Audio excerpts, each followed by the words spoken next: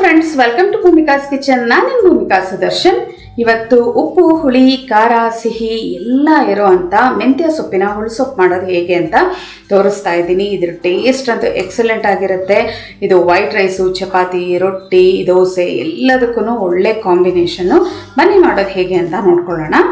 Stove on ಮಾಡಿಕೊಂಡು ಒಂದು ಚಿಕ್ಕ ಬಾಣಲೆ ಒಳಗಡೆ 1 ಟೇಬಲ್ ಸ್ಪೂನ್ ಅಷ್ಟು ಬಿಳಿ ಎಳ್ಳು ಹಾಕ್ಕೊಂಡು ಇದನ್ನು ಚಟಪಟ ಅನ್ನೋವರೆಗೂ ಫ್ರೈ ಮಾಡ್ಕೊಳ್ತೀನಿ.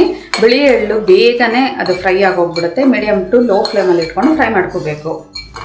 ಎಳ್ಳು ಒಂದು ಚಟಪಟ ಅಂತ ಅನ್ನತ್ತೆ, ಇಲ್ಲ ಅಂತ ಅಂದರೆ ಅದು ದಪ್ಪ ಆಗುತ್ತೆ. ದಪ್ಪ ಆದಾಗ ಅದು ಫ್ರೈ ಆಗಿದೆ ಅಂತ ಅಂದ್ಬಿಟ್ಟು ಬ್ಲೈಂಡ್ ಅವರು ಒಂದು ಚೂರು ಘಮ ಬರ್ತಿದ್ದ ಹಾಗೇನೆ ಎಳ್ಳನ್ನ ಮುಟ್ಟು ನೋಡಿದ್ರೆ ಅದು ದಪ್ಪ ಆಗಿರುತ್ತೆ. ಆ ಟೈಮಲ್ಲಿ ಆಗಿದೆ ಅಂತ ಹೇಳ್ಬಿಟ್ಟು ಇವಾಗ ಇದಕ್ಕೇನೆ 1 ಟೀ ಸ್ಪೂನ್ ಅಷ್ಟು ಹುರ್ಗಡ್ಲೆ ಹಾಕೊಳ್ತಿದ್ದೀನಿ.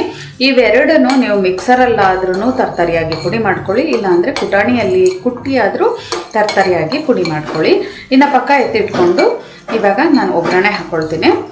ಸ್ಟವ್ ಆನ್ ಮಾಡಿಕೊಂಡು ದಪ್ಪ ತಳ ಇರೋ ಅಂಥ ಪಾತ್ರೆ ಇಟ್ಕೊಂಡಿದ್ದೀನಿ. ಈ ಗೊಜ್ಜುಗಳಿಗೆಲ್ಲ ಒಂದು ಸ್ವಲ್ಪ ಎಣ್ಣೆ ಜಾಸ್ತಿ ಬೇಕಾಗುತ್ತೆ. 4 ಟೇಬಲ್ ಸ್ಪೂನ್ ಎಣ್ಣೆ ಹಾಕ್ಕೊಂಡಿದ್ದೀನಿ. ಎಣ್ಣೆ ಒಂಚೂರು ಚೆನ್ನಾಗಿ ಬಿಸಿ ಆಗ್ತಾಯಿದೆ. ಹಾಗೆ ಒಂದು ಅರ್ಧ ಟೀ ಸ್ಪೂನ್ ಸಾಸಿವೆ ಚೆನ್ನಾಗಿ ಸಿಡಿಯೋದಕ್ಕೆ ಶುರುವಾಗಲಿ.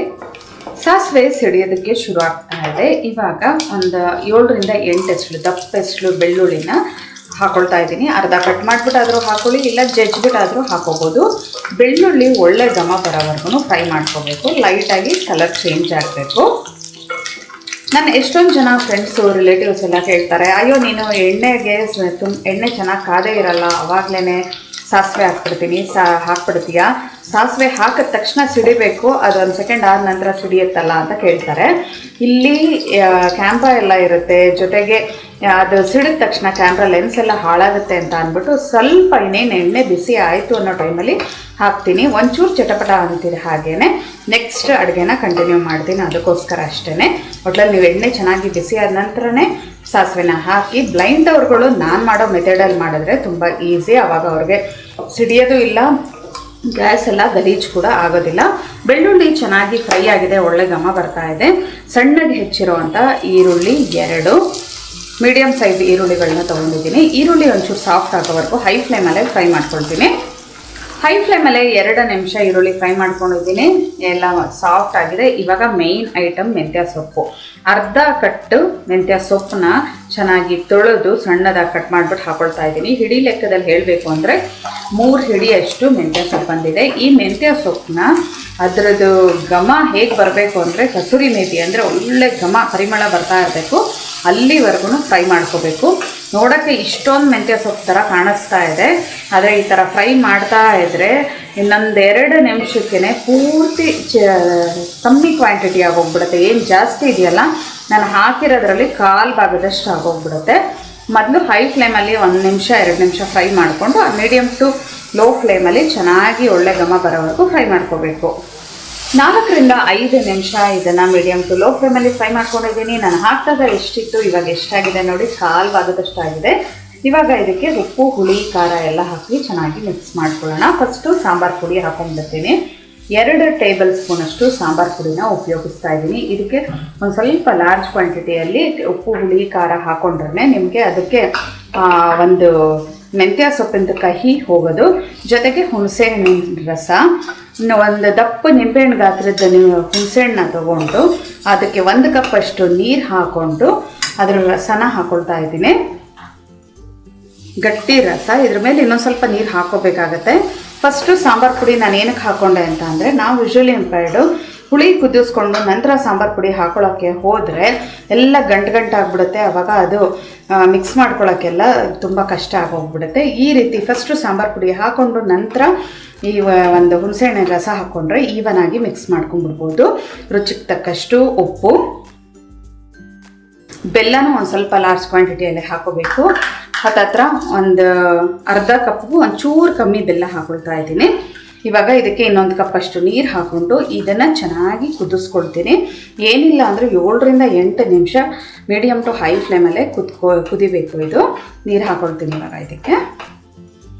ಆವಾಗಲೇ 1 ಕಪ್ ಅಷ್ಟು ನೀರು ಹಾಕ್ಕೊಂಡು ಹುಣಸೆಹಣ್ಣಿನ ರಸ ತೊಗೊಂಡಿದ್ದೆ. ಇವಾಗ ಒಂದು 3/4 ಕಪ್ ಅಷ್ಟು ನೀರು ಹಾಕ್ಕೊಳ್ತೀನಿ. ನೋಡಿ, ಈ ಒಂದು ಹದದಲ್ಲಿ ಇಷ್ಟು ತೆಳುವಾಗಿರಬೇಕು.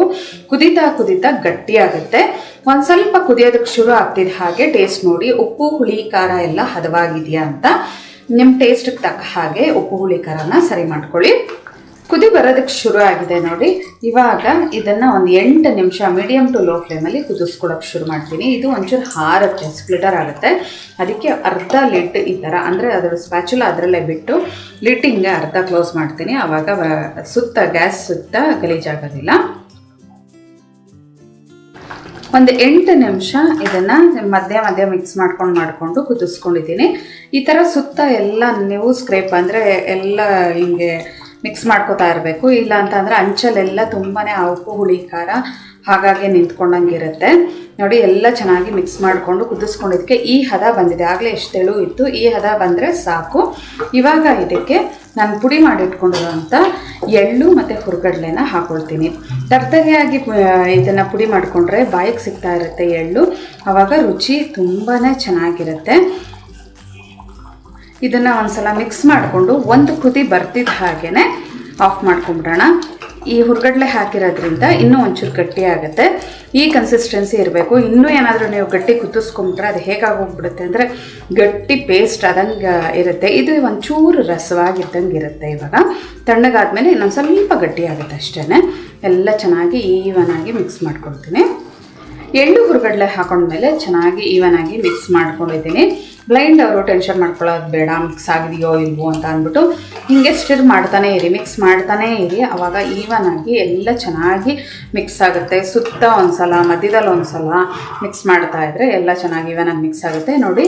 ಈ ಹದದಲ್ಲಿ ಇರಬೇಕು. ಇವಾಗ ಸ್ಟವ್ ಆಫ್ ಮಾಡ್ತಾ ಇದ್ದೀನಿ. ಸರ್ವ್ ಮಾಡೋದಕ್ಕೆ ಬಿಸಿ ಬಿಸಿ ಮೆಂತ್ಯ ಸೊಪ್ಪಿನ ಹುಳಿ ರೆಡಿ ಇದೆ, ಅಥವಾ ಮೆಂತ್ಯ ಸೊಪ್ಪಿನ ಹುಳಿಸೊಪ್ಪು ರೆಡಿ ಇದೆ ನೋಡಿ. ಇದು ಟೇಸ್ಟ್ ಹೇಗಿದೆ ಗೊತ್ತಾ? ಲೈಟಾಗಿ ಮೆಂತ್ಯ ಫ್ಲೇವರ್ ಇದೆ, ಜೊತೆಗೆ ಉಪ್ಪು ಹುಳಿ ಮತ್ತು ಸಿಹಿ ಎಲ್ಲ ಇರೋದ್ರಿಂದ, ಖಾರ ಎಲ್ಲ ಇರೋದ್ರಿಂದ ಒಂಥರ ಕಟ್ಟ ಮಿಟ್ಟ ತಿಂತಾ ಇದ್ರೆ ಇನ್ನೊಂದು ಸ್ವಲ್ಪ ಬೇಕು ಅನ್ನೋಂಗಿರುತ್ತೆ. ಬಿಸಿ ಬಿಸಿ ಅನ್ನಕ್ಕೆ ತುಪ್ಪ ಹಾಕ್ಕೊಂಡು ಈ ಗೊಜ್ಜನ್ನ ಒಂಚೂರು 1 ಸ್ಪೂನ್ ಹಾಕ್ಕೊಂಡು ತಿಂತಾ ಇದ್ರಂತೂ ಏನು ಚೆನ್ನಾಗಿರುತ್ತೋ.